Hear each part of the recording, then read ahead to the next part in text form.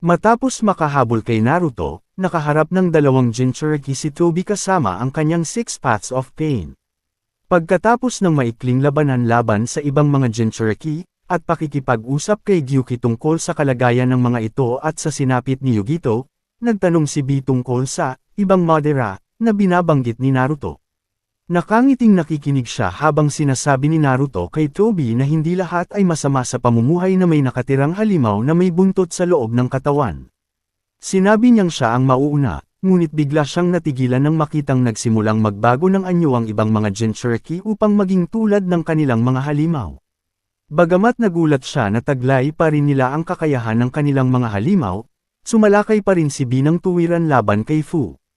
Matapos makaiwas ang dalaga sa maraming atake niya at ng kanyang sandatang si Samihada, ipinaalam sa kanya ni Naruto na ang mga kalaban ay may iisang pananaw dahil sa kapangyarihan ng kanilang mga rinigan.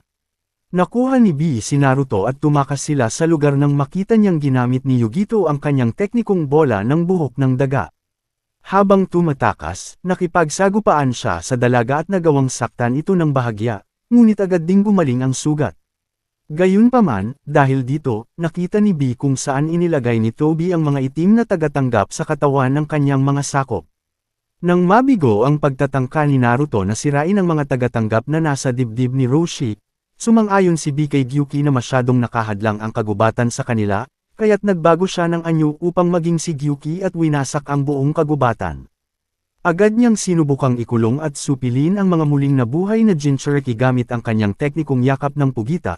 Ngunit nabigo ito ng utusan ni Tobi ang mga ito na magkaroon ng anyong katulad ng ikalawang antas ng pagbabago.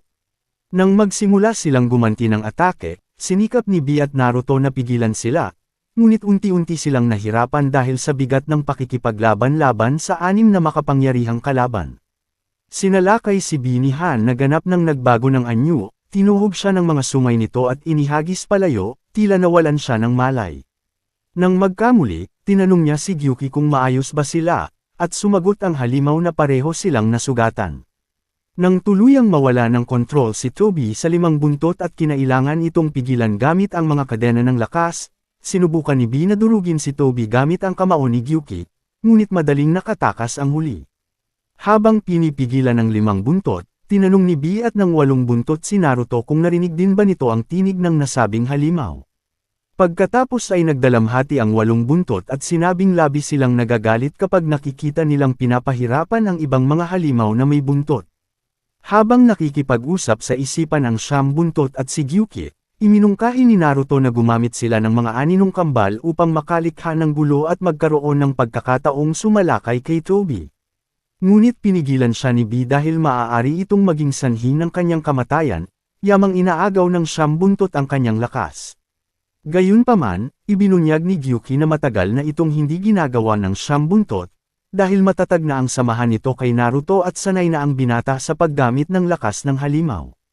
Maya-maya pa ay inihagi si B palayo ni Roshi na ganap na nagbago ng anyo. Humanga si B nang magawa ni Naruto na makalabas mula sa tiyan ni Son Goku gamit ang kanyang mga aninong kambal. Matapos matagumpay na alisin ni Naruto ang itim na tagatanggap, gulat na pinanood ni B kung paano muling isinara ang halimaw sa loob ng demonyong idolo ng panlabas na daan sa loob lamang ng ilang saglit. Nang humarap muli si Naruto at sinabing humanda na sila ni B, ang mauuna sa harap habang si Naruto naman ang tutulong mula sa likuran, yamang hindi pa ganap na nagagawang magbago ng anyo ng huli upang maging tulad ng halimaw. Sinabi ni Naruto na walang dapat ipag-alala dahil magkakatuwang silang lahat, at napagtanto ni B na marahil ay tumatanggap na rin sa wakas si Kurama sa samahan nila. Nang magsimula muli ang labanan, labis na nagulat si B nang makitang nagbago na ng anyo si Naruto upang maging tulad ng kanyang halimaw bago sumabak sa labanan. Habang sumasalakay si Naruto, pinigilan ni Gyuki ang 3 buntot na sumugod sa binata, at itinaboy din ang atake ng 5 buntot. Nang makalaya ang 3 buntot mula sa mga galamay ni Gyuki, pinanood nilang naghanda ang 5 halimaw na magsagawa ng pinagsamang atakeng bola ng halimaw na may buntot, habang inihahanda naman ni Naruto ang sarili upang harapin at pigilan ito gamit ang sarili niyang atake. Nag-alala si Gyuki kung kakayanin ba ito ni Naruto, ngunit sinabi ni B na halos nagawa na ito ng binata noong sumasailalim ito sa pagsasanay, at tiyak niyang magagawa na ito ngayon. Nang magbanggaan ang dalawang makapangyarihang atake, hinawakan ni B ang katawan ni Roshi at ginamit itong pananggalang laban sa lakas ng pagsabog. Napansin niyang tinamaan ni Naruto ang pinakaibabang bahagi ng atake ng kalaban, kaya't napalipad ito paitaas at hindi tumama sa kanila.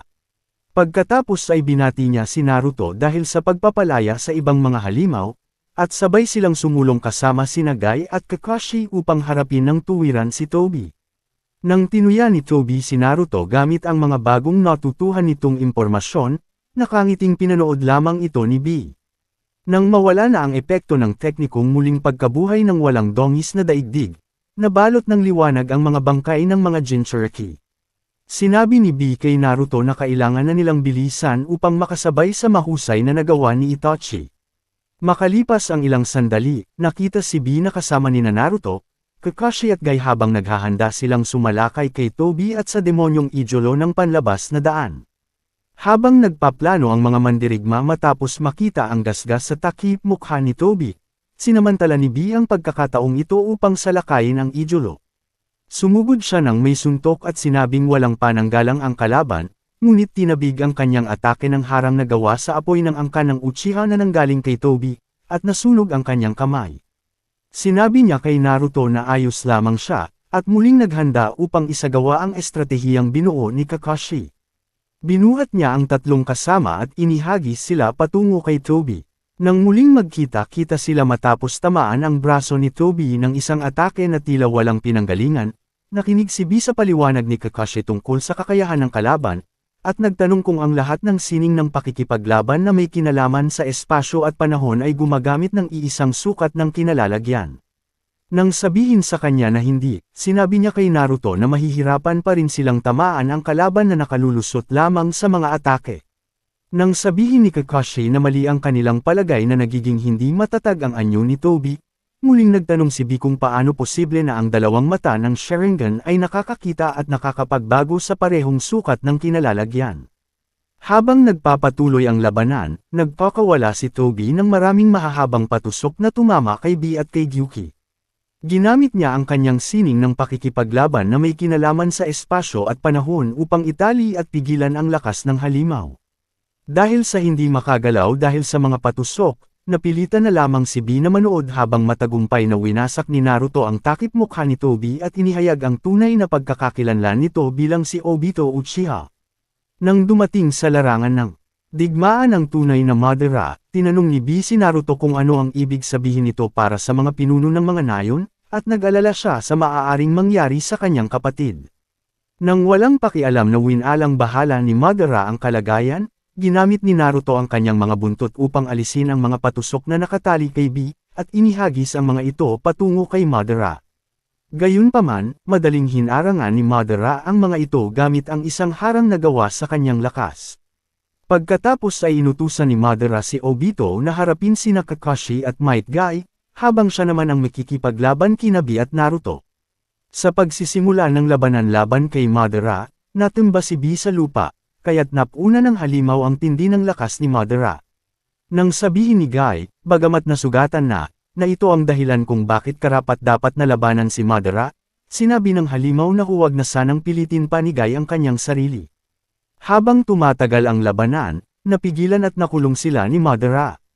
Bago pa man makapagpalo ang huling atake ni Madara, naputol ito nang dumating si Naruto upang iligtas sila. Nang mapalipad palayo ang maalamat na mandirigma dahil sa teknikong araw na tigre na ginamit ni Might Guy, sinabi ni B na hindi lamang pala palabas ang katapangan ni Guy. Matapos makalaya mula sa pagkakakulong, binalaan ni B si Naruto na ang kahoy ay may kakayahang pigilan ang lakas ng mga halimaw na may buntot, at pagkatapos ay ibinaling ang kanyang atensyon sa idolo. Kasabay na gumawa ng makapangyarihang bola ng halimaw na may buntot kina Naruto, pinaputukan nila ito at inakala nilang winasak na nila ang kalaban. Ngunit naputol ang kanilang pagdiriwang nang mawala ang usok at lumitaw sa larangan ng digmaan ang 10 buntot. Nagtanong si Gyuki kay Kurama kung nais ba talaga nilang makipaglaban sa ganitong kalakas na kalaban, at sinagot ito ni Kurama na wala silang matatakbuhan at kailangan nilang harapin ito. Ibinigay ni B si Guy ayon sa kahilingan ng 10 buntot, at pagkatapos ay sabay silang sinalakay ng 10 buntot. Nagulat sila sa tindi ng bilis nito, at napunta sila sa magkabilang panig ng halimaw. Sinenyasan ni B si Gyuki na magpaputok ng sunod-sunod na bola ng halimaw na may buntot patungo sa kalaban. Nang mawala ang usok, hindi na makita si Gyuki kahit saan. Maya-maya pa, ibinunyag ni B ang kanilang estratehiya. Ginamit ni Kakashi ang kanyang kakayahan upang dalhin sila sa tapat na itaas ng 10 buntot upang doon magpaputok ng atake ng napakalapit. Ngunit binalik ng 10 buntot ang atake patungo sa kanila. Sa sandaling iyon, naabot na ang hangganan ng lakas ni Gyuki, kaya't sinabihan niya si B na sikaping makabawi ng panahon habang siya ay muling nag-iipon ng lakas. Nang magpaputok ng sarili nitong bola ang 10 buntot, nailihis ang direksyon nito nang dumating sa tamang panahon ng buong sandatahang alyansa ng mga mandirigma. Dahil nagkaroon sila ng sapat na panahon, lumipad si B patungo sa kalaban habang nakasakay sa likuran ng isa sa mga ibon ni Sai, at ganap ng muling naipon ang kanyang lakas.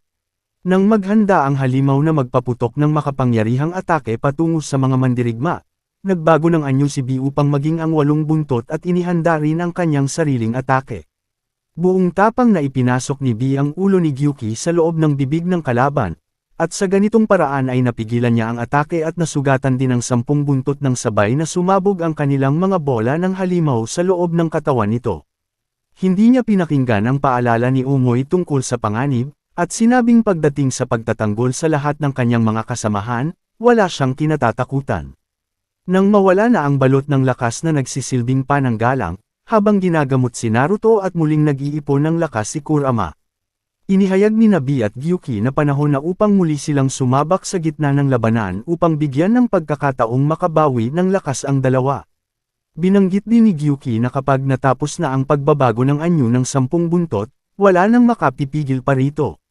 Nang simulan na ang estratehiya ni Shikamaru at nagsimulang magtayo ng mga kainahinang pananggalang na gawa sa lupa ang mga mandirigma, sumalakay si B upang ilihis ang direksyon ng atake ng kalaban.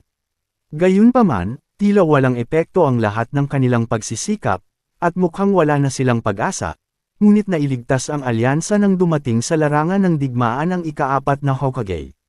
Hindi nila alam kung sino ito, habang nakatitig si B na puno ng pagkalito dahil bigla na lamang nawala ang paparating na panganib.